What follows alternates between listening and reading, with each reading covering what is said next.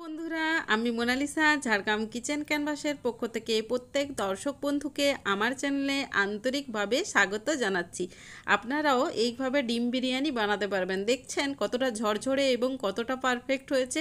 আমি যেভাবে বানাচ্ছি আপনারাও যদি সেভাবে বানান আপনাদেরও এরকম ঝরঝরে পারফেক্ট ডিম বিরিয়ানি হবে। যে কোনো স্পেশাল দিন, ছুটির দিনে বানান, সবার মন জয় করে নেবেন। তো কিভাবে করব আসুন দেখে নিন। তো প্রথমেই আমি 1 কাপ চা নিয়ে নিয়েছি। এইভাবে 2 হাত দিয়ে আস্তে আস্তে কিন্তু জল দিয়ে ধুয়ে নিতে হবে। 4 বার মতো জল পাল্টে পাল্টে এটা ধুয়ে নিতে হবে। এটা কিন্তু আস্তে আস্তে করতে হবে। এটা আমি ধুয়ে করে পরিষ্কার হয়ে গেলে যখন 15 মিনিটের জন্য রেস্টে রেখে দিলাম। অপরদিকে কড়াই বসিয়ে দিয়েছি এবং পেঁয়াজটা ভেজে বেরেস্তা করে নিয়েছি। বেরেস্তাটা করার সময় গ্যাসের স্পিড কিন্তু মিডিয়াম আঁচে রাখতে হবে। আর এই কালারটা এলেই নামিয়ে দিতে হবে, কারণ বেরেস্তা ঠান্ডা হয়ে গেলে আরও ডিপ কালার হয়ে যায়, বেশি ভাজা হয়ে গেলেও তেতো হয়ে যাবে। ওই বেরেস্তাগুলো ঠান্ডা করার জন্য রেখে দিয়েছি, চারিদিকটা ছড়িয়ে রাখতে হবে।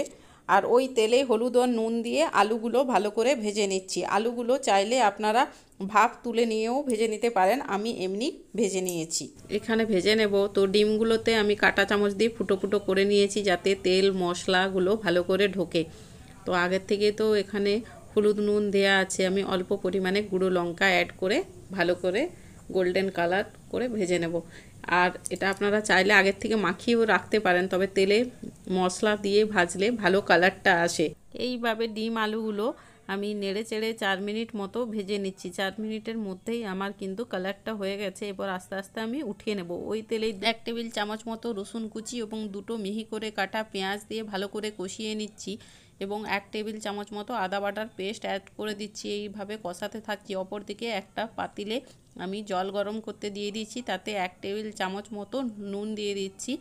এই লবণটা দেওয়া খুবই জরুরি, তাহলে বিরিয়ানির চালে সমভাবে লবণটা হয়। আর 1 টেবিল চামচ মতো আমি তেল দিয়ে দিচ্ছি যাতে চালগুলো ঝরঝরে এবং পারফেক্ট হয়। একটা পুটুলি বানিয়ে নিচ্ছি, 2টো তেজপাতা, 2টো এলাচ, 2টো দারুচিনি ও 2টো লবঙ্গ। আপনাদের কাছে স্টার বা বড় এলাচ থাকলে সেটাও দিতে পারেন, আমি এগুলোই দিচ্ছি।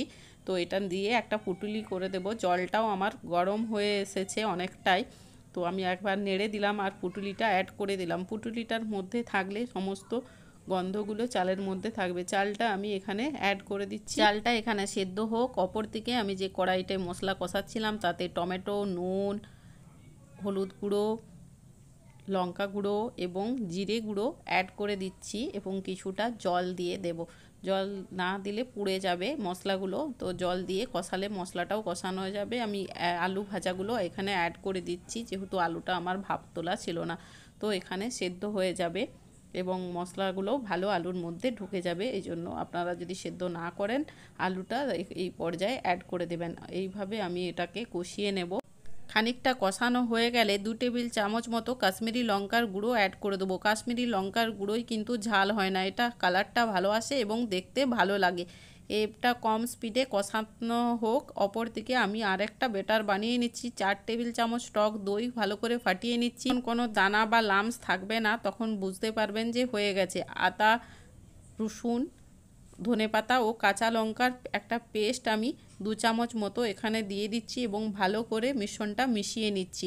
এটাও ভালো করে মেশানো হয়ে গেলে আমি 2 টেবিল চামচ মতো সানরাইজ বিরিয়ানি মশলা অ্যাড করে দিচ্ছি। এই সানরাইজ বিরিয়ানি মশলাটা অবশ্যই অ্যাড করতে হবে, না হলে কিন্তু ভালো টেস্টটা আসবে না বা ফ্লেভারটাও আসবে না। তো এটা ভালো করে মিশিয়ে নিলাম। আমি এখানে সানরাইজের গরম মশলা 1 টেবিল চামচ মতো অ্যাড করে দিচ্ছি ও 1 টেবিল চামচ মতো কাশ্মীরি লঙ্কার গুঁড়ো অ্যাড করে দিচ্ছি। আর অল্প উপর থেকে তেল এবং অল্প নুন ও অল্প চিনি অ্যাড করে দিচ্ছি, কারণ টক দই যেহেতু আছে তার জন্য এটা সমতাটা বজায় থাকবে। 1/2 টেবিল চামচ কেওড়ার জল ও 1/2 টেবিল চামচ মতো রোজ ওয়াটার আমি অ্যাড করে এই মিশ্রণটা রেডি করে রাখছি। মশলাগুলো দিয়ে কষাচ্ছিলাম, ডিমগুলো আমি অ্যাড করে দিয়েছি।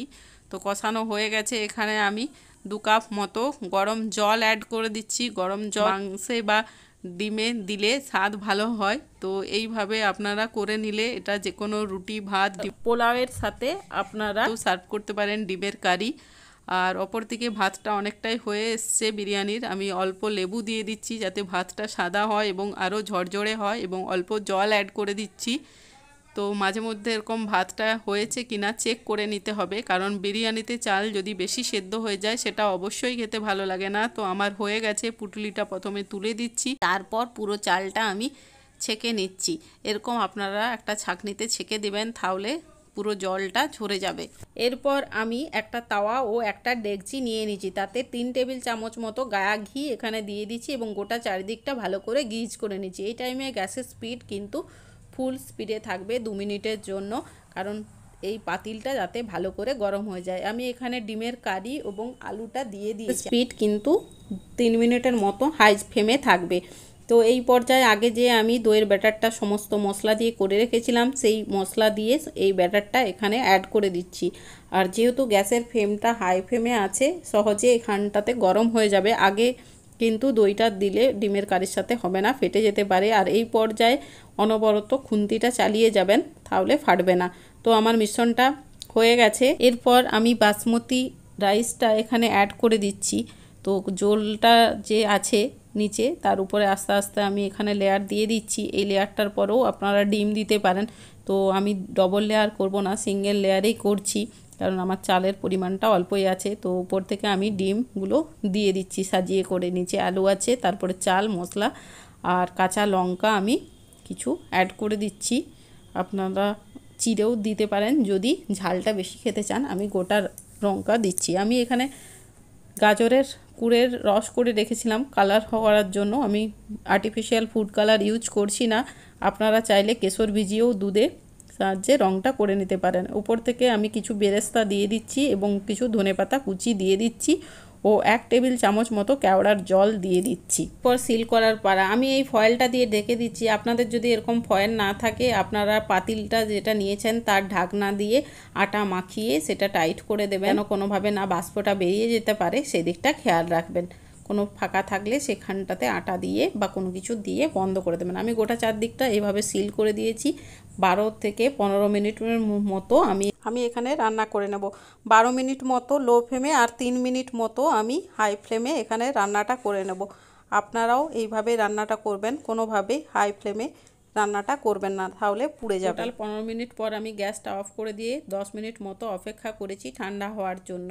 তো 10 মিনিট পর আমি খুলে দেখাচ্ছি যে কীরকম হয়েছে আমার বিরিয়ানিটা। দেখছেন কত সুন্দর হয়েছে আমার বিরিয়ানিটা। আমি এটা এবার কেটে কেটেও দেখাবো।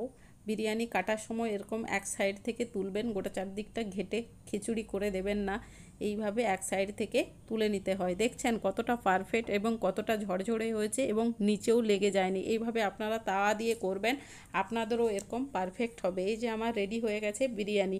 আপনারাও এরকম বিরিয়ানি বাড়িতে বানাতে পারবেন এই আমার পদ্ধতি অবলম্বন করলে। আমার চ্যানেলে নতুন বন্ধু হয়ে থাকলে অবশ্যই চ্যানেলটাকে সাবস্ক্রাইব করে বেল নোটিফিকেশানটা অন করে দেবেন। আর রেসিপিটা যদি একটুও কাজে লাগে তাহলে ফ্রেন্ড এবং ফ্যামিলির সাথে শেয়ার করে দেবেন, তাহলে ওনারাও উপকৃত হবে। আর আমার চ্যানেলে চিকেন বিরিয়ানি আছে, চাইলে আমি লিঙ্কটা দিয়ে দেবো, আপনারা সেটা দেখে নিতে পারেন। কত সহজ পদ্ধতিতে আমার ওখানে দেখানো আছে চিকেন বিরিয়ানিটা। ওইভাবে আপনারা চিকেন বিরিয়ানিটা করলেও খুবই পারফেক্ট হবে। তো আপনারা এগ বিরিয়ানি খুব সহজেই বানাতে পারবেন এবং অবশ্যই কমেন্ট করবেন আপনাদের এগ বিরিয়ানি কেমন হয়েছে। ভালো থাকুন, সুস্থ থাকুন।